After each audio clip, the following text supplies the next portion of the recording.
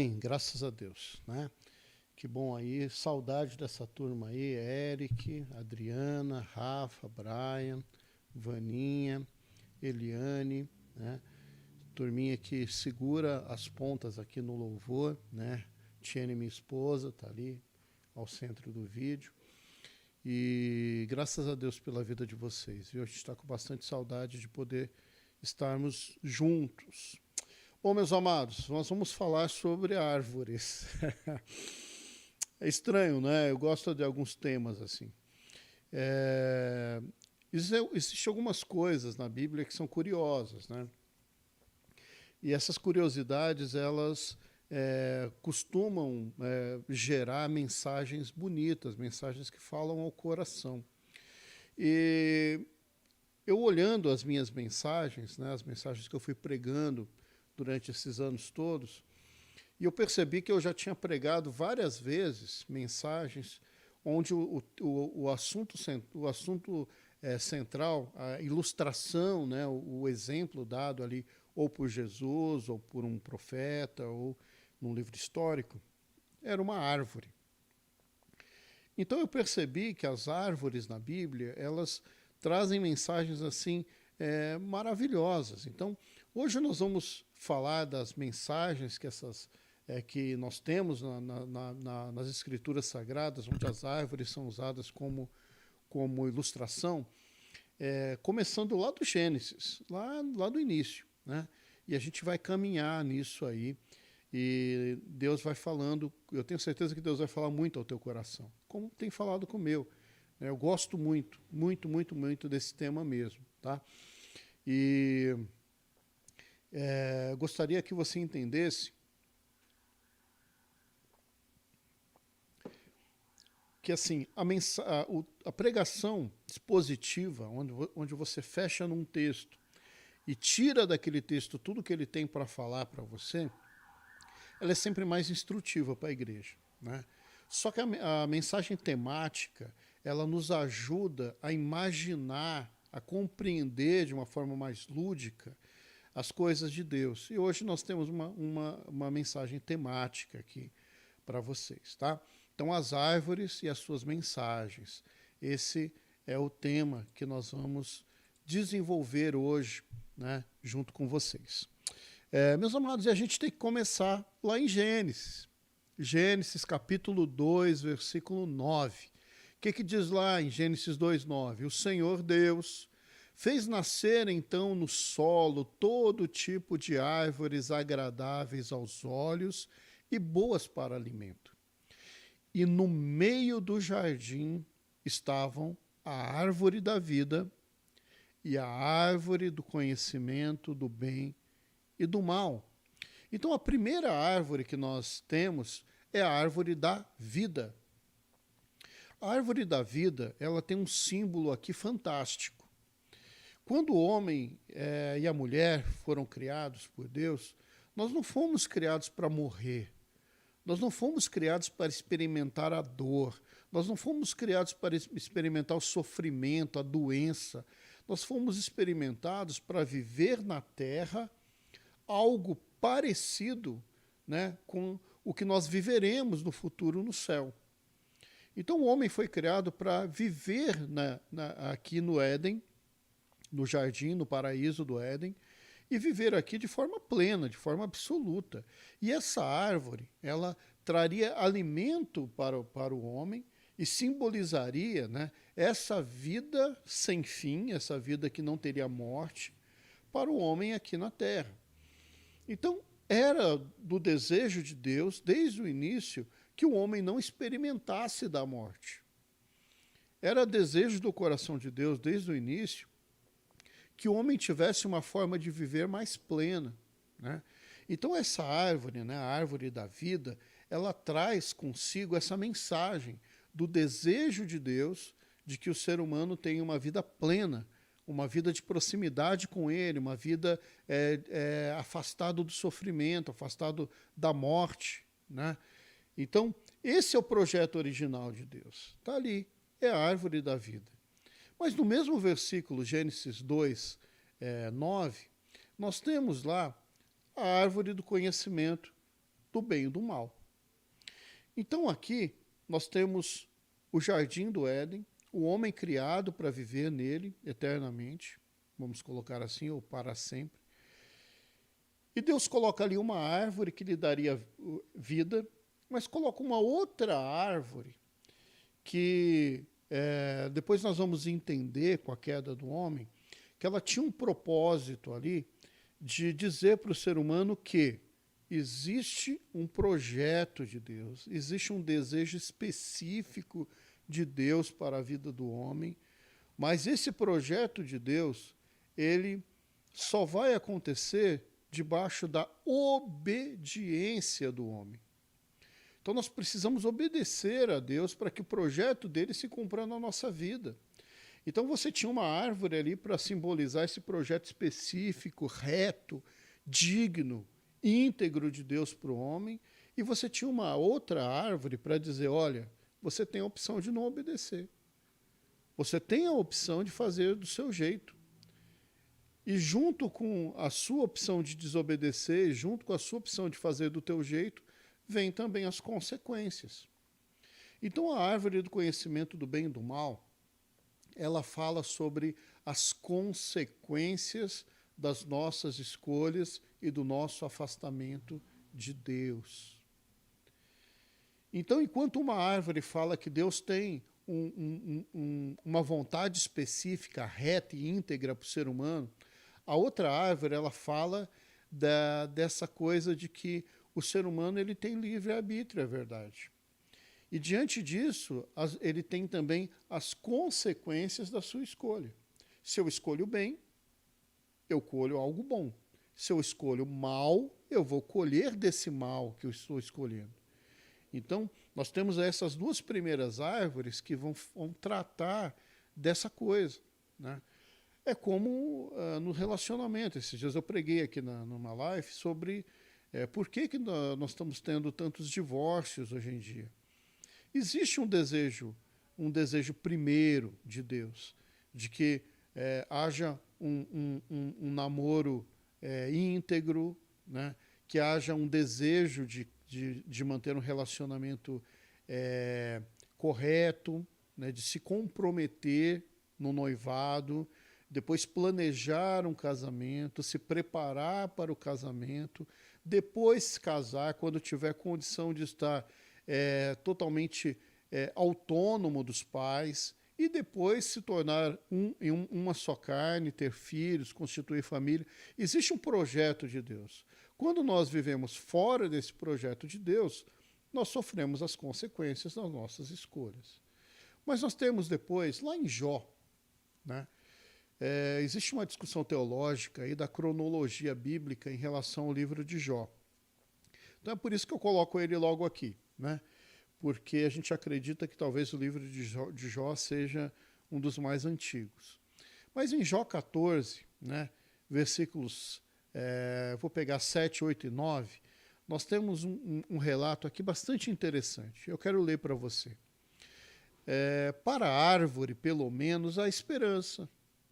Se é cortada, torna a brotar, e os seus renovos vingam. Suas raízes poderão envelhecer no solo e seu tronco morrer no chão. Ainda assim, com o cheiro de água, ela brotará e dará ramos como se fosse uma muda plantada. Esse texto aqui de Jó, é uma fala de Jó, inclusive, ele traz uma verdade que nos traz esperança. A árvore cortada, ela fala sobre esperança, né? Porque há esperança para uma árvore cortada. Há esperança para uma árvore que perdeu o seu esplendor.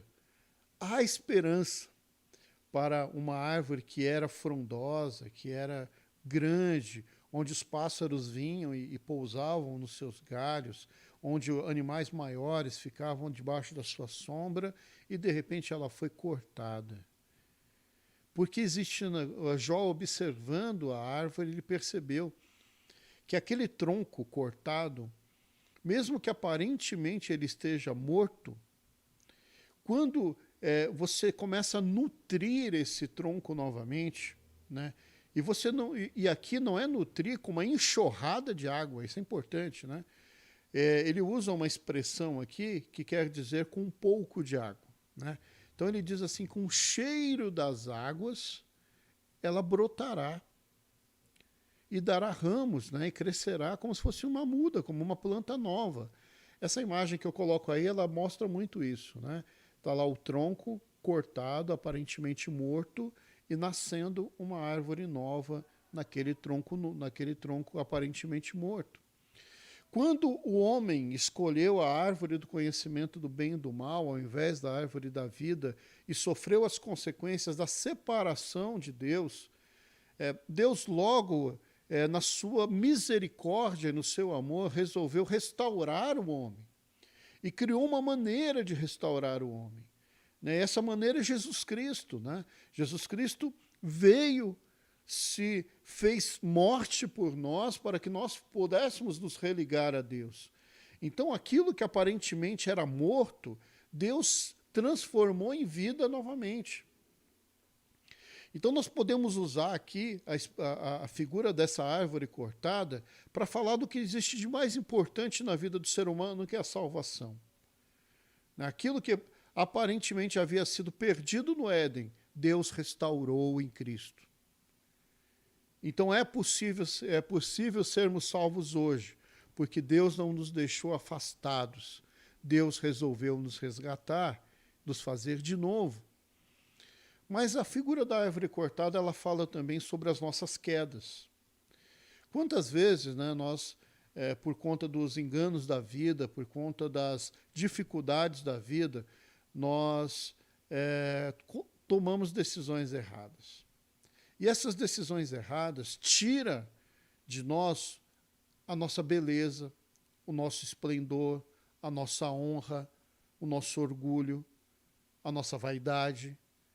E, de repente, nós nos vemos vivos, mas, ao mesmo tempo, mortos, totalmente acabados. E quando chega esse ponto, muitas pessoas resolvem acabar de vez e tirar a sua própria vida.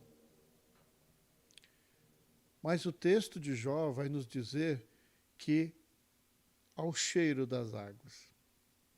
Vai dizer que quando nós nos achegamos a Deus, existe esperança.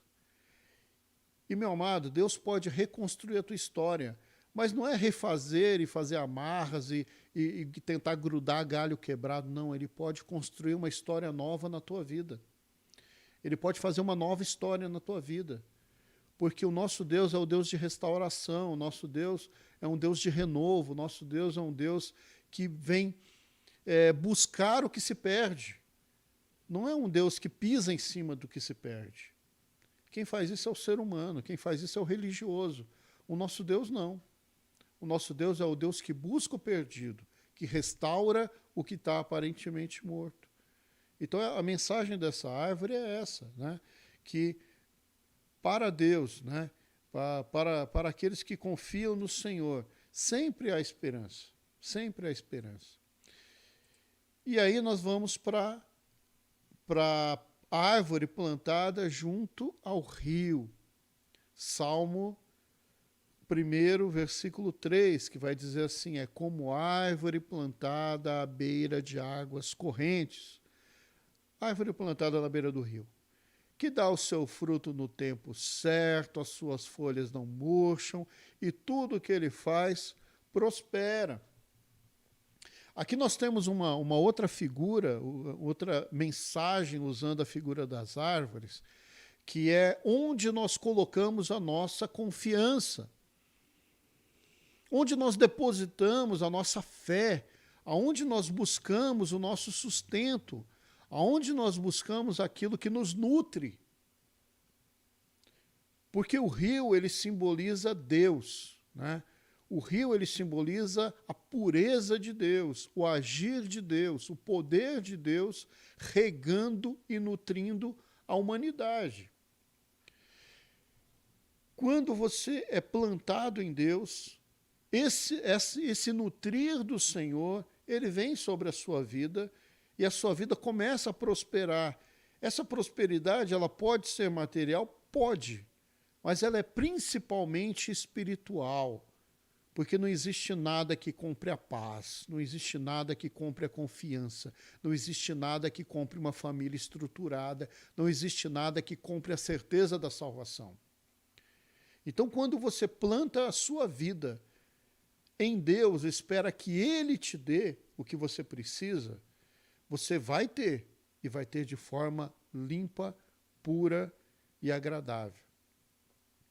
Diferente de quando você planta as suas raízes na imundícia do mundo, que é como se você plantasse a árvore na beira de um lago, por exemplo, que a água é podre, né?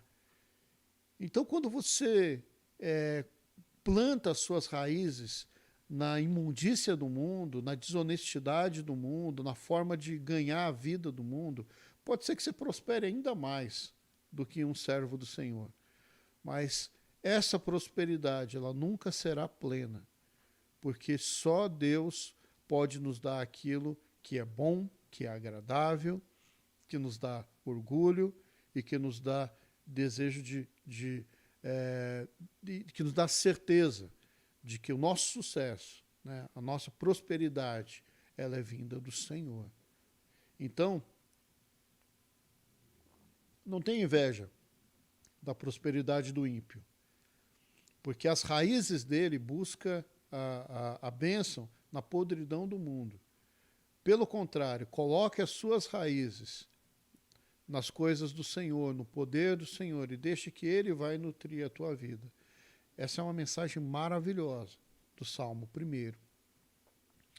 E depois nós vamos lá para João, o Evangelho do Amor. João capítulo 15, versículo 2, vai falar quando a árvore precisa ser podada. Eu sou a videira verdadeira. Aqui está dizendo, quem está falando é Jesus, né? E o meu pai é o agricultor. Todo ramo que, estando em mim, não dá fruto, ele corta.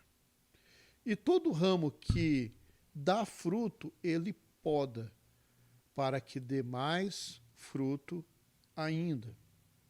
Primeiro vamos entender aqui a figura da poda, é importante para a gente entender. Muitos anos atrás, aqui a gente está falando 2000 anos atrás, e muitos anos antes disso, o ser humano descobriu que quando você tira da árvore o excesso, quando você tira da árvore aquilo que é a mais, ela produz mais frutos.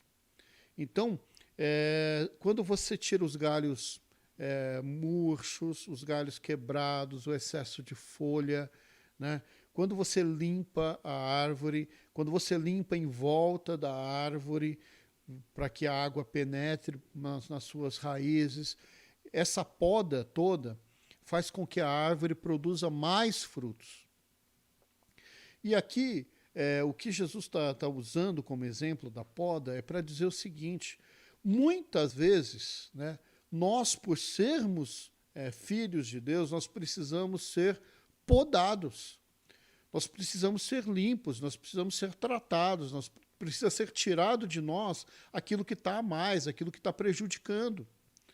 Então, uma coisa que é uma verdade bíblica é que o pai, ele poda, o pai, ele disciplina, o pai, ele molda o filho.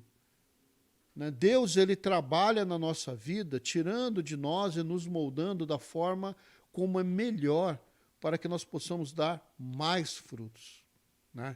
Então, quando você estiver sentindo que Deus está trabalhando na tua vida e estiver doendo, meu irmão, fique em paz, porque a poda, ela dói, mas ela é para o nosso bem, é para o nosso crescimento, é para que a nossa vida produza mais frutos ainda.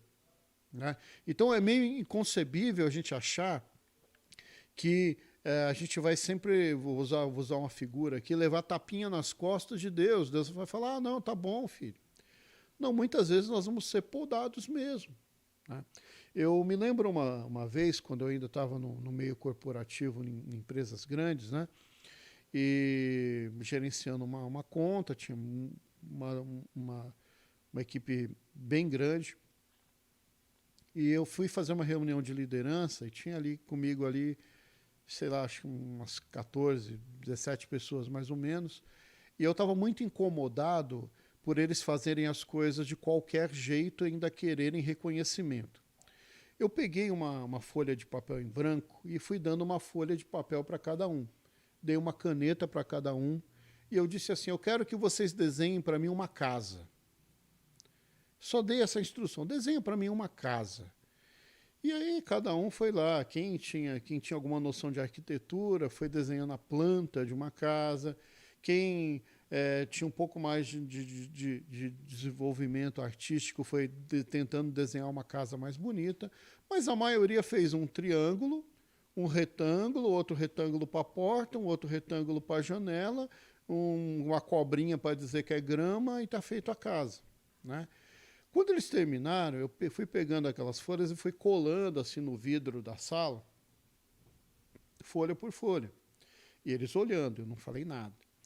Aí quando eu colei todos, eu comecei a ir nos desenhos, os mais simples, e comecei, nossa, que desenho lindo, que desenho maravilhoso, como você é bom, meus parabéns. E a pessoa ficou olhando para mim com aquela cara de ué, né? De ué, como assim? Eu sei que o desenho está ruim.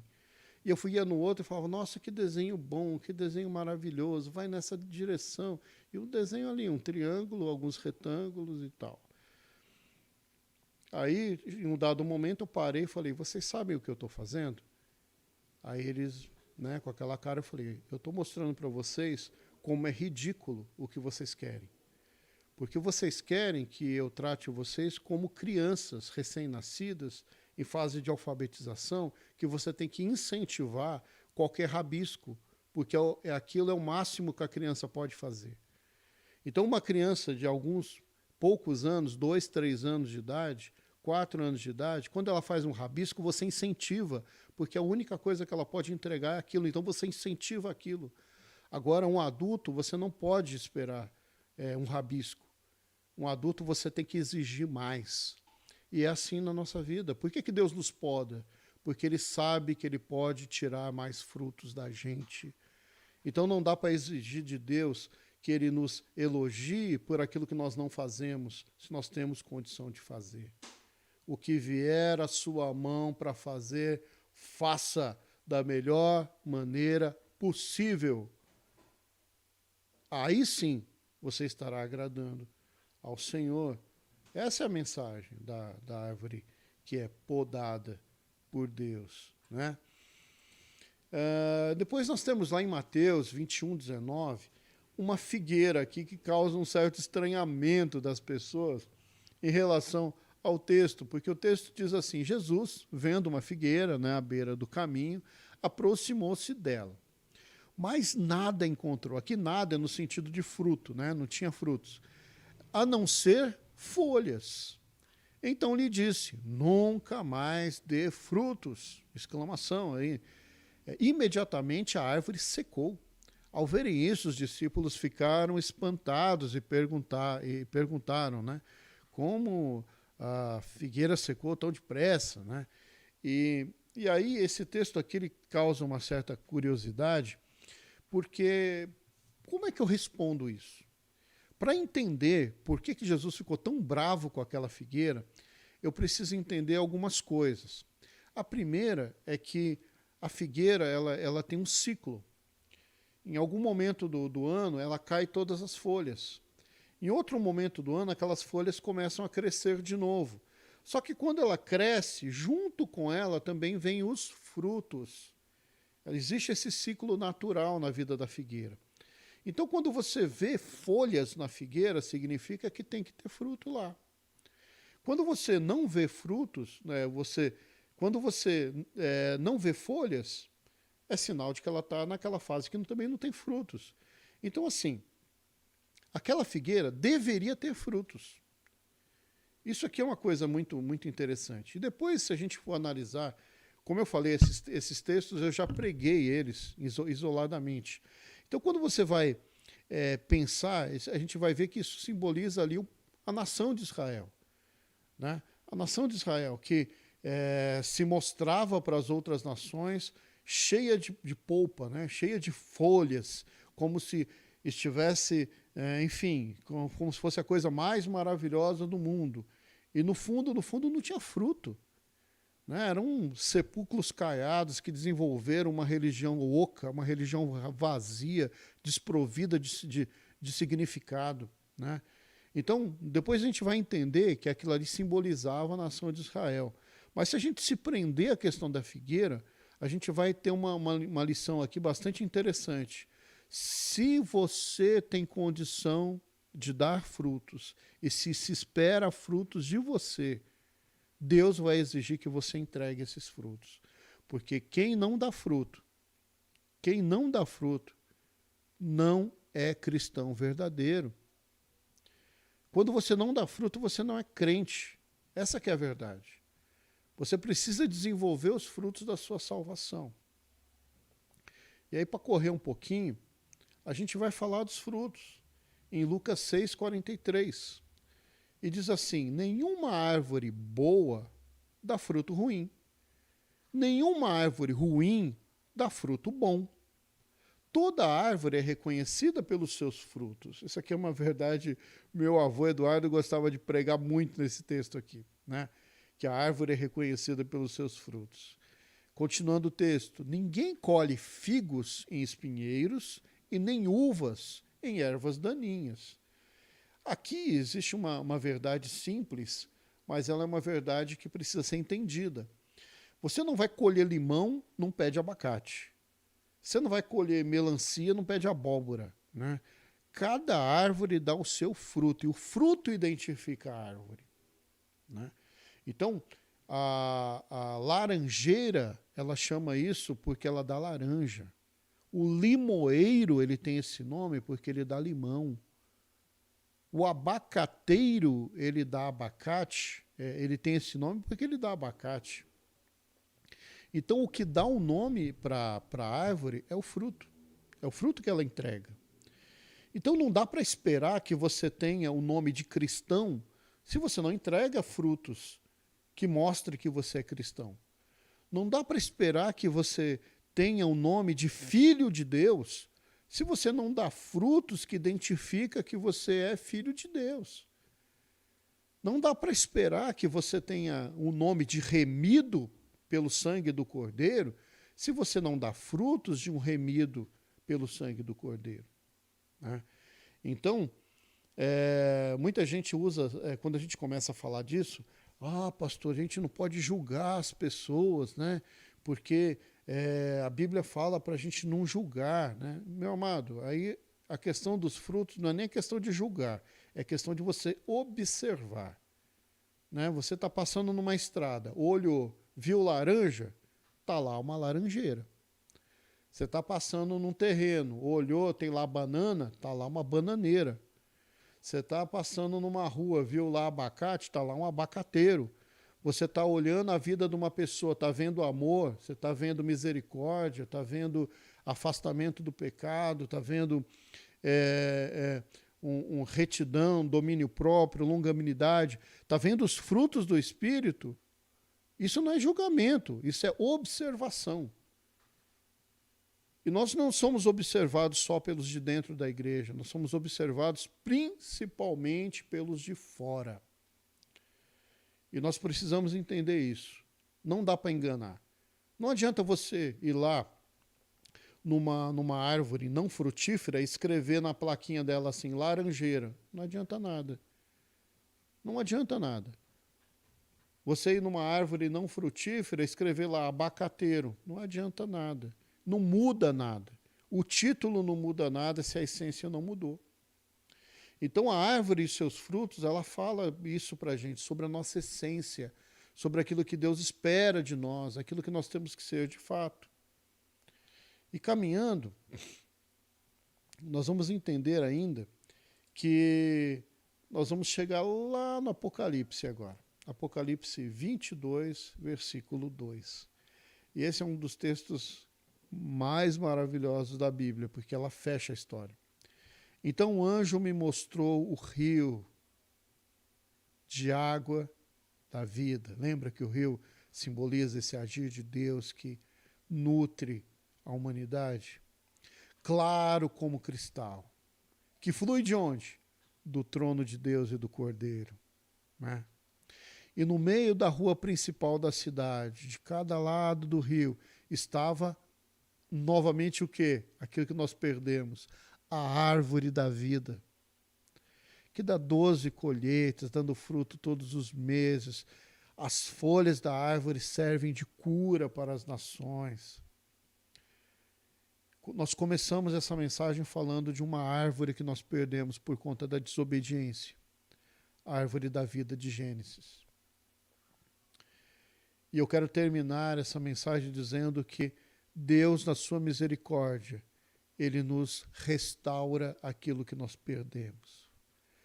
Mas não mais num paraíso aqui na terra, agora num paraíso celestial. E restaura todas as coisas, porque nós viveremos lá eternamente. Ele restaura todas as coisas, porque lá nós seremos curados, porque as suas folhas servem de cura para as nações. E naquele lugar não haverá mais choro, não haverá mais raiva, não haverá mais toda essa dor que nós sofremos aqui na terra. Então Deus é tão fiel, Ele é tão misericordioso, que Ele restaura todas as coisas na vida daqueles que o aceita como Salvador das suas vidas. Então, meu amado, se existe uma coisa que nós precisamos entender, é que se um dia lá no passado, por conta do pecado original, nós perdemos o acesso a essa vida plena e eterna, essa vida nos é restituída através de Cristo. Está novamente preparado para nós na eternidade, desde que você tenha um encontro verdadeiro com Deus. Amém? Olha que coisa maravilhosa. Olha que mensagem maravilhosa essas árvores trazem para a gente. É um caminho pela vida cristã, né? De como nós nos afastamos de Deus, como Deus quer que nós vivamos e aquilo que Deus tem preparado para a gente lá no final. Que Deus complete essa palavra no teu coração. Deixa eu orar por você. Vamos orar? Santo Deus, muito obrigado, Senhor, por essa mensagem. Obrigado, Pai, porque o Senhor restaura todas as coisas na nossa vida. Ó Deus, eu não sei quem vai ouvir essa mensagem, mas se alguém está ouvindo que ainda não te reconheceu como Salvador, que ainda não experimentou da misericórdia do Senhor, quando o Senhor cura, restaura e salva, escreve o nome no livro da vida e garante esse acesso novamente à árvore da vida. Ó Pai, se a pessoa ainda não experimentou isso, ó Pai, que o Teu Santo Espírito toque em cada coração. Que isso aconteça agora, Pai, em nome de Jesus. Nós te agradecemos, Senhor, por tudo, pela Tua fidelidade, pelo Teu amor. Amém? Amém. Se você fez essa oração e você desejar falar conosco, vou colocar novamente aqui os nossos contatos. Você pode entrar em contato conosco e nós vamos ter o prazer de ouvir você